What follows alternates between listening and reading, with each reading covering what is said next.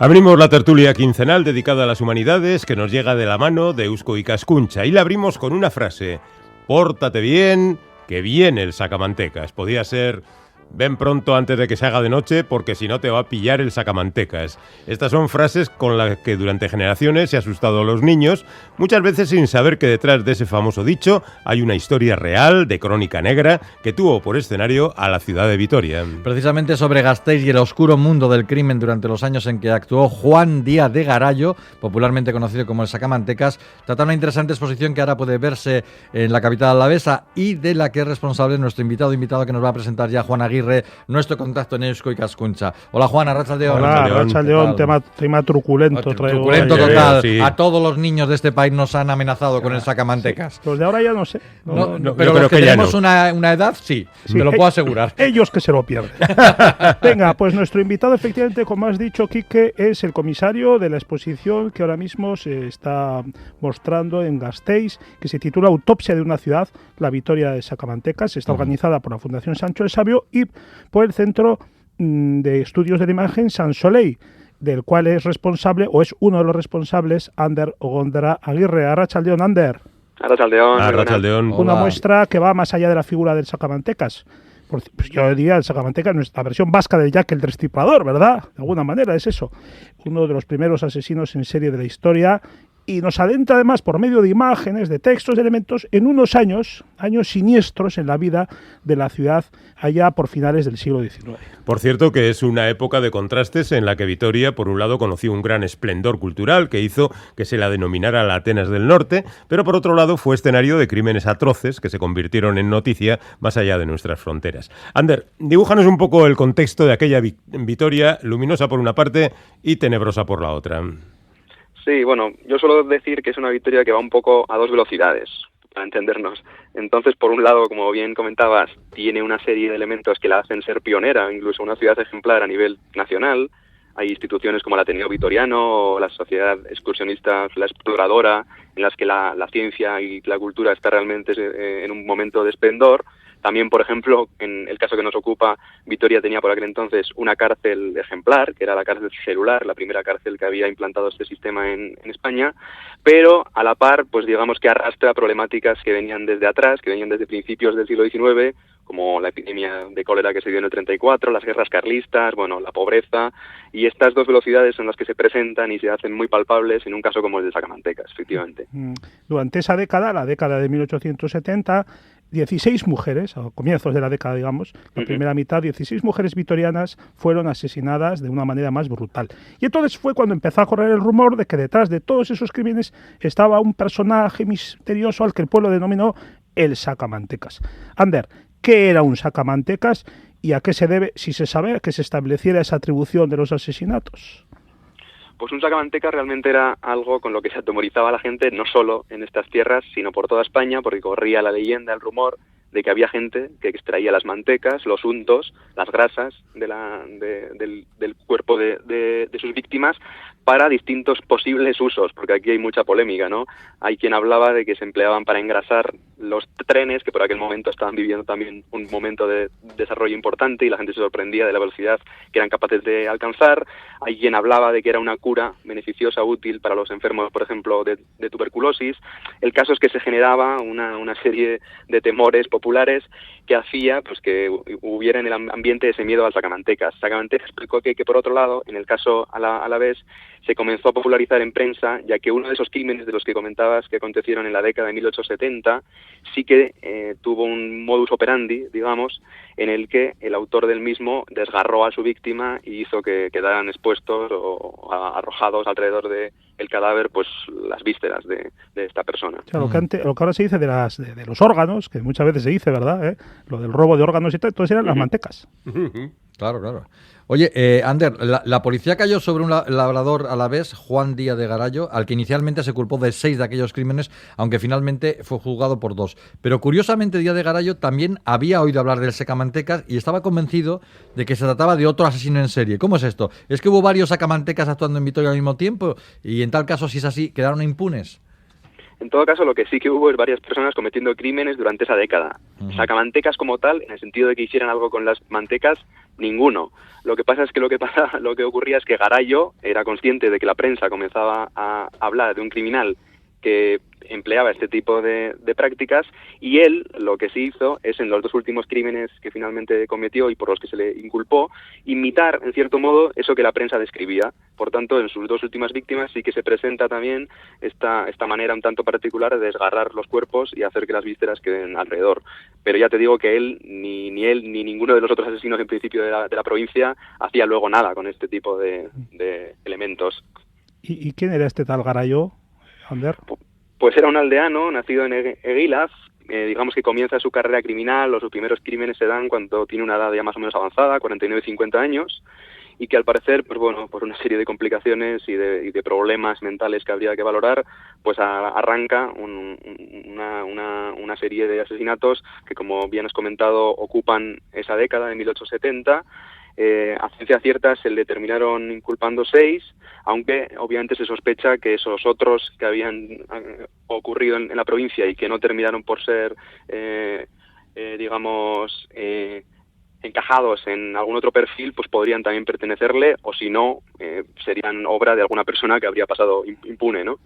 Y el juicio a Sacamantecas fue también todo un espectáculo. En la exposición se explica que generó una polémica bastante acre entre médicos que pertenecían a 2 corrientes de la psicología forense de la época.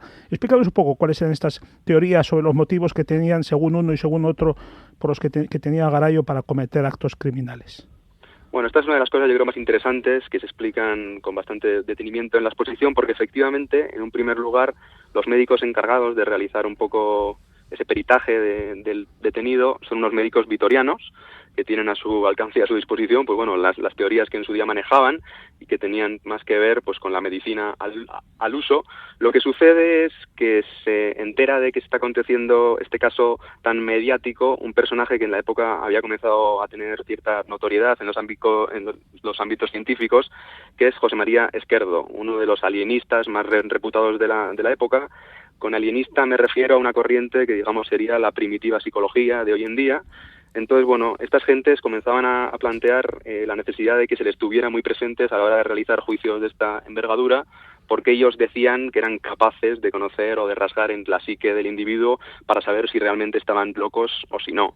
Entonces, bueno, sí que se dan también aquí unas luchas de poder un poco intelectual entre lo que podían ser estos médicos a la vez más a ultranza y estas nuevas corrientes que venían dirigidas o promovidas por este médico y que obviamente daban como resultado un veredicto diferente, ya que Esquerdo lo que planteaba es que en realidad Juan Díaz de Garayo era un enfermo mental y que por tanto no estaba sujeto a ser condenado a muerte y debía pasar el resto de sus días pues en una institución manicomial que le tutelase. Ahí es donde se empieza a generar esas dos posiciones que en prensa tuvieron también un eco más o menos correlativo. Lo que pasa es que las posiciones que venían desde Madrid, en este caso las de Esquerdo, digamos que tenían más repercusión mediática y los médicos alaveses pues se vieron un poquito más poco cubiertos, digamos, a nivel de prensa y por tanto un poco menospreciados. Pues no salió bien la cosa porque a Juan Díaz de Garayo le condenaron a muerte y le ejecutaron mediante garrote vil en mayo de 1881, 7 años antes de los crímenes de Jack el Destripador que hemos mencionado antes, pero que están ciertamente muy cerca, ¿no? Bueno, esa ejecución y la posterior exposición del cadáver a la vista del público se convirtió en todo un espectáculo que atrajo a miles de personas, pero también provocó el rechazo de algunos, como así se manifestó en la prensa vitoriana de la época, ¿no? Sí, bueno, la verdad que en principio, al parecer, fue uno de los procesos de ajusticiamiento más masivos de ese siglo. La prensa habla de unas 10.000 personas en una Vitoria que por aquel entonces tenía 20.000 habitantes. Así La que bueno, mitad de la podéis población. imaginar, efectivamente. Pero por otro lado, es realmente fascinante ver que en algunos periódicos, al día siguiente de cometido el ajusticiamiento, se alzan voces que ya empiezan a plantear o a cuestionar este tipo de sistema. En realidad, ya desde mediados de siglo, cuando el garrote vil se implanta como método principal de ajusticiamiento, hubo ya bastantes personalidades que planteaban que realmente la pena de muerte tenía que replantearse, pero es muy interesante ver que también en Vitoria, ¿no?, en una ciudad de provincias, existían opiniones de estas características, y en el caso del Sacamantecas seguían resonando y seguían teniendo también su relevancia. Y al hombre al Sacamantecas, pues no le dejaron descansar ni siquiera muerto, porque su cráneo se consideró un objeto valioso para la ciencia y, después de ser analizado detalladamente por los expertos, desapareció. Ander, otro misterio. Sí, este es uno que queda abierto y sin resolución por el momento. Sí que se cuenta, ¿no?, en la exposición un poco cuáles podrían haber sido los últimos lugares en los que se le avistó a este cráneo, que, como bien comentas, pues después de un proceso judicial tan sonado en el que había habido tantos intereses intelectuales de por medio, pues es de suponer que alguno de los implicados tuvo a bien guardárselo en alguna de estas colecciones privadas que tan comunes eran en la época, en las que no solo había cráneos, como se muestra en la exposición, sino también cerebros o moldes de los rostros, ya que había por aquel entonces corrientes que planteaban, pues quizás en la fisionomía o en ciertas características de los huesos o de las calaveras se podían intuir pues futuras conductas. El caso es que se sabe casi con total certeza que ese cráneo no fue enterrado junto al resto del cuerpo en el cementerio de Santa Isabel, y a día de hoy, pues la verdad que aún estamos tratando de resolver dónde podría haber acabado.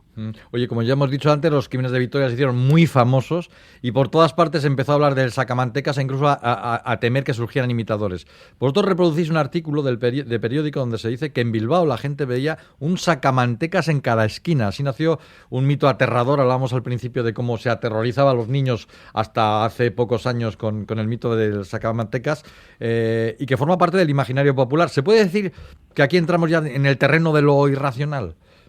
Bueno, absolutamente. Aquí entramos más que en el terreno de racional, en el terreno de la ficción, ¿no? Y sí que se tiene muy documentado por la prensa de ese año los ecos sucesivos que se generan no solo en Bilbao, sino también en Pamplona, en San Sebastián, de personas que, digamos, por tener un aspecto en principio inusual, son identificadas de forma automática por niños, por mujeres o hombres de la localidad como un Sacamantecas, y se da un proceso pues de semilinchamiento en el que tiene que intervenir la autoridad competente, y obviamente pues bueno, los periódicos con una cierta posición más elitista consideraban que esto era una muestra del malestar del gentío muy poco instruido, pero lo que sí que evidenciaba es que, como habéis leído al principio, pues esas cantinelas, esos romances que se le leía a los niños estaban haciendo buena mella, y obviamente pues como consecuencia la gente tenía a bien encontrarse un Sacamantecas en cada esquina, efectivamente. Sí, es curioso cómo encontramos aquí, a través de este caso, el conocimiento alternándose con el miedo, la ciencia con la superstición, ¿verdad? Y un poco todo eso lo que reúne esta exposición,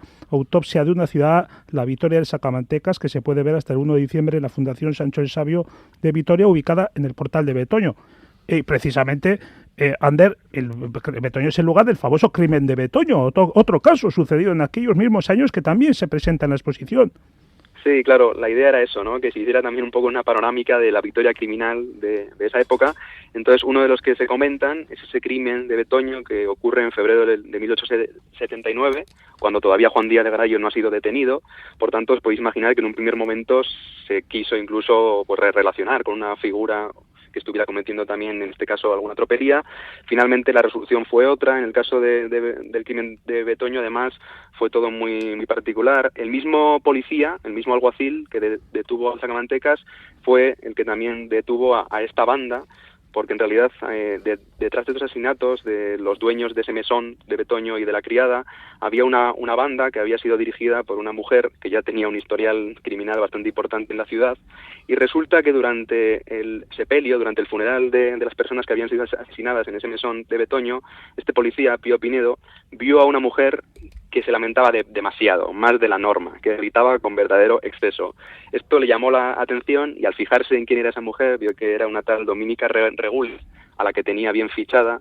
Entonces, bueno, hilando cabos, llegó a la conclusión de que ese exceso de duelo se podía corresponder con el tratar de ocultar efectivamente su implicación. Caray. Así que, bueno, se pudo resolver de esa manera tan azarosa. Pero si hemos tenido a nuestro Sherlock Holmes. Eso es un Sherlock Holmes victoriano. ¡Qué maravilla! Ahí tenéis otra exposición. Queremos una película sobre Pío Pinedo. ¿Qué digo una película? Una serie. ¡Ostras, qué bueno! Esto es genial. Sí. ¡Qué personaje! Madre de Dios.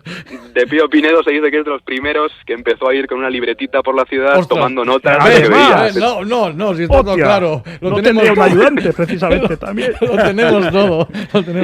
La verdad Ay, es Dios. que estas historias que a veces nos sumergen en las nieblas del tiempo y que llegan hasta nosotros rodeadas de misterio porque quedan muchos interrogantes, a pesar de que se adjudicara un culpable, pues lo cierto es que siempre parece que nos interesan. Nuestros oyentes se han puesto hasta arriba a mandar WhatsApp diciendo cómo su ama les decía la relación con el sacamantecas. Había otra gente que hacía preguntas que yo creo que han quedado contestadas a lo largo de esta charla. La verdad es que es un súper tema. Juan Aguirre, ya sabes, más crímenes y menos cuestiones de estas. Claro, sí.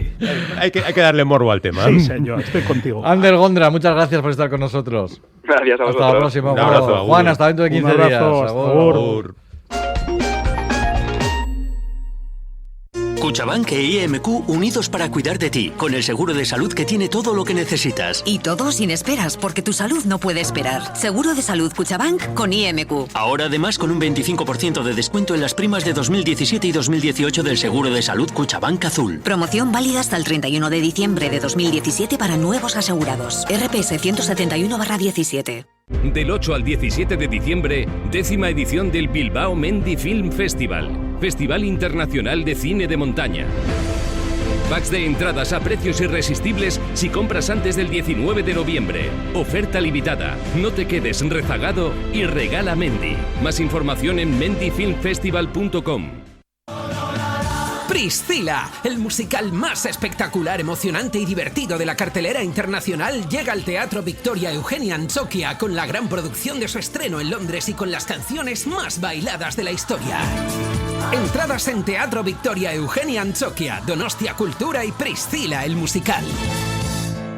Basa, tu concesionario oficial Volkswagen. Basa invita este viernes y sábado a todos los socios, accionistas, RS Laguna, familiares y amigos de la Real Sociedad a una venta especial en Anoeta con descuentos de hasta un 30% en unidades en stock en toda la gama Volkswagen. Reserva tu hora exacta de cita en el 629-153-607 o en joserra@otola.org.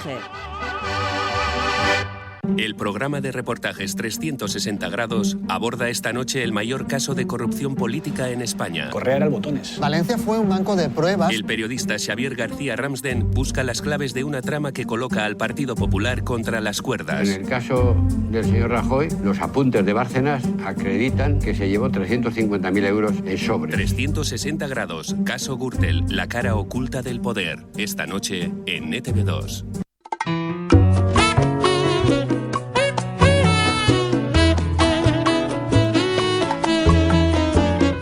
Islandia, donde no se sabe y se pregunta.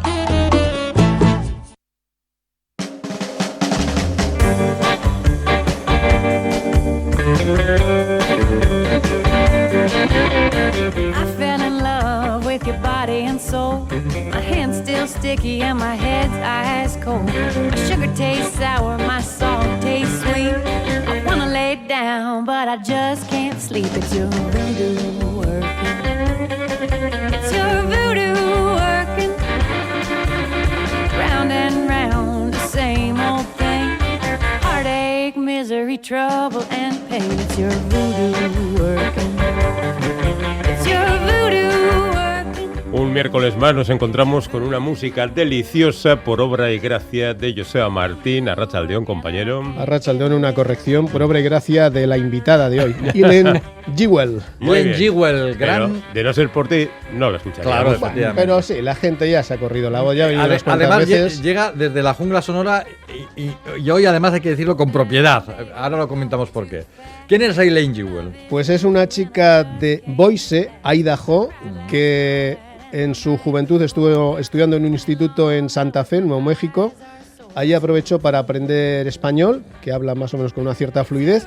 Luego se fue a Los Ángeles De Los Ángeles se fue a Boston y de Boston ha vuelto a Boise. Y ella sabe, por cuestiones evidentes, que hay una gran comunidad vasca y algunas historias más que vamos a desvelar más adelante. El caso es que estuvieron ayer haciendo una sesión junglera que hemos grabado, luego escucharemos un trocito, y esta noche, aprovechando que vienen a celebrar su disco de la semana aquí en Islandia, tocan en el Café Antzokia, en la Sala Grande, a partir de las 9, y el sábado en la Sala Tunk de Irún, compartiendo escenario con Ainara Legardón, que tiene un nuevo trabajo y bueno, es una de nuestras artistas también destacadas en nuestros listados Dos conciertos habituales. muy apetecibles. Esta mujer hace un poco de todo, ¿no? Le da todos los palos musicales, me refiero. Sí, está bastante vinculada un poco a la tradición del country de los viejos tiempos, el country acústico, con poco grupo, con muy buenas melodías.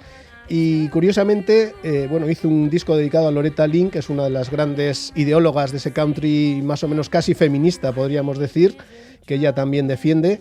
Y en este último disco lo que ha hecho es seleccionar un montón de canciones de blues, salvo la última, que es de un veterano violinista de los viejos tiempos del country, de los años 20-30, y llevar a su grupo al estudio. Lo han grabado en 2 días y ni el contrabajista ni el guitarrista, que es de Boston, pero tira mucho al rollo casi de Nashville, esos trémolos, esos arreglos, habían oído nunca las canciones. Y son canciones clásicas, porque son de Willie Dixon, de Alberta Hunter, de Memphis Minnie, o sea, de grandes nombres de la tradición del blues. Qué bonito. Bueno, a ver... hemos visto el disco repleto de las firmas, así que estuviste ayer con ellos. Sí, aprovechando el momento. ¿Qué te contaba y qué cantaba? A ver, cuéntanos. Pues mira, nos contaba, por ejemplo... fuera de antena, que la foto de portada, que es preciosa, porque se le ve a Eileen Jewell ahí con una naturalidad rodeada de estrellitas y tal, que es una foto cenital. Ella está tumbada en el suelo, el fotógrafo tiene la cámara encima, el pelo se lo organizan ahí para que quede con toda naturalidad, y el gesto y la expresión es verdaderamente, pues eso, muy dulce, muy impactante, muy con esa belleza sencilla que tiene Eileen Jewell, que tiene unos ojazos impresionantes. Y luego pues nos contó un poco cómo habían sido todas estas grabaciones, el proceso para hacer este homenaje al blues, lo contentos que se habían quedado. Y luego pues le hemos preguntado, por ejemplo, ya que viene a Europa, cuál es su país favorito. Es muy difícil decidir. Creo que el País Vasco es mi favorito. Sí, es sincero. Creo que cambia mucho también. Cuando estoy en Inglaterra, creo, quiero vivir aquí en Inglaterra, pero también en Sweden, ¿cómo se dice? Suecia. Todo el mundo me encanta mucho, pero aquí en el País Vasco tengo una conexión especial. Sí. Eres la primera artista de Estados Unidos que canta una canción dedicada al calimocho, tan popular aquí en el País Vasco. ¿Esa es una muestra de esa conexión? Sí, en parte. En Idaho, donde vivo, hay mucha gente del País Vasco y entonces tenemos una comunidad de gente del País Vasco y también puede pedir un calimocho en un restaurante, 3 restaurantes que conocen que es un calimocho. Tengo muchos amigos del País Vasco, de Bilbao y sí. Pues comenzamos aquí esta sesión junglera, como decimos, con Eileen Jewell y con su grupo. Una sesión más en la sintonía de Radio Euskadi. Esta canción se llama Downhearted Blues. 1, 2, 3, 4.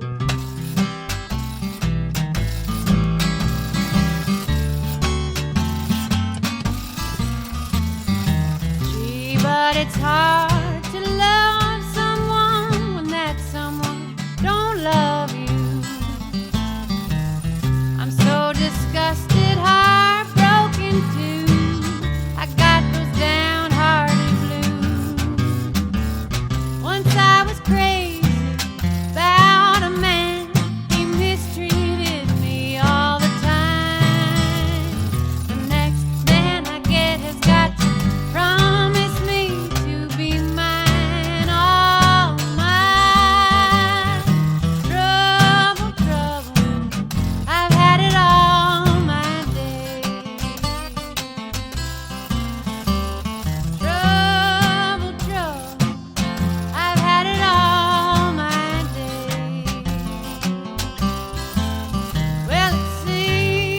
Esto está grabado en nuestros estudios. Oye, tal cual el disco, ¿eh? Efectivamente. Quede esto clarito. En el disco hay 12 canciones, esta es la que le da título, y dentro de la sesión hicieron 4 temas. Algunos son de trabajos anteriores, pero la mayor parte de lo que hicieron es de este disco, y esta es la única que tocaron en acústico. El batería se levantó, se puso la tabla de lavar colgada del cuello.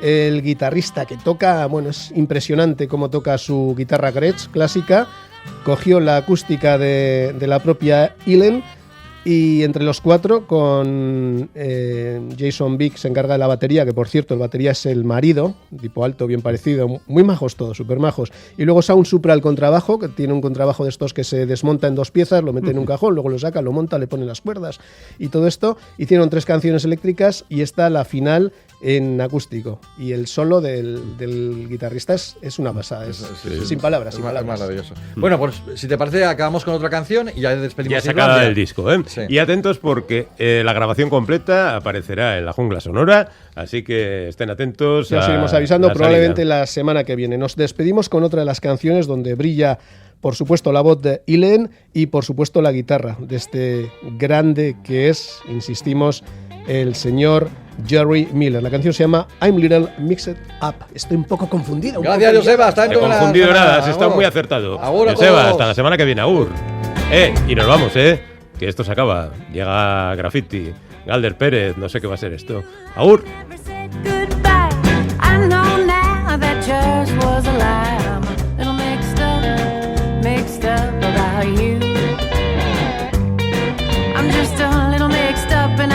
Don't know what to do. Yeah, you said you loved me, gave me stars up above. I thought your daddy, I had all your love. I'm a little mixed up about